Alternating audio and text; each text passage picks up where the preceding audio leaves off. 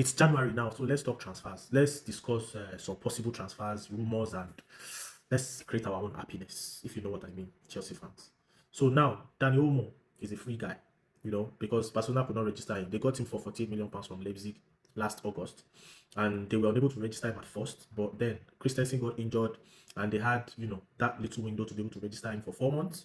And Christensen is back now, I think, and he has been deregistered. So now it's free and it's up for sale. I know Barcelona would find a way around getting him to be registered by maybe offloading one or two players, including Christensen. But if they do not find a way, because now that La Liga has rejected their appeal, personally, I think Chelsea will pounce on this guy.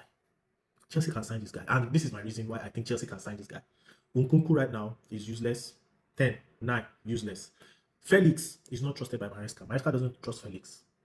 And this guy obviously is a better player than Felix, if you are being honest. More direct, more serious on the ball, more efficient. So we can go for this guy. Although I think Manchester City is going to be his preferred option through Pep's Barcelona influence and all of that.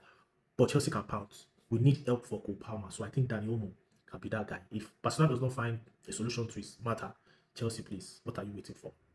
Get us Dani Olmo.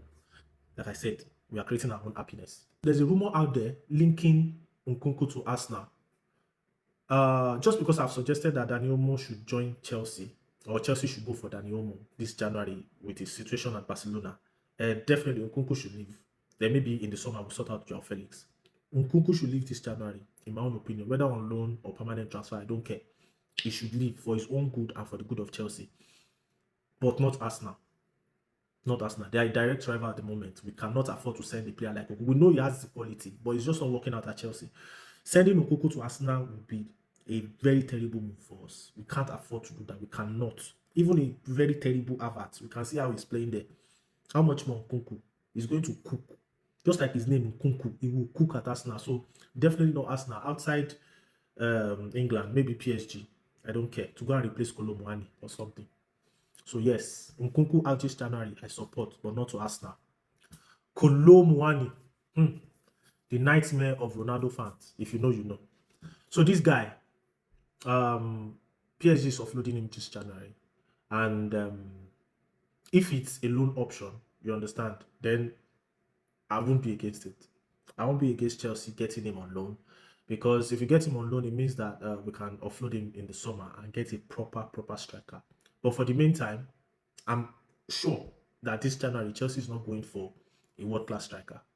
So if this guy is available on loan, I think we could add him to come and help out Jackson while we release Nkunku, and I could have suggested that Maresca should try out Gu, but he doesn't trust that guy too, obviously. So bring this guy in on loan if you can, because Delap, Isaac, Osimhen, Gyökeres, none of those guys will come to Chelsea this January.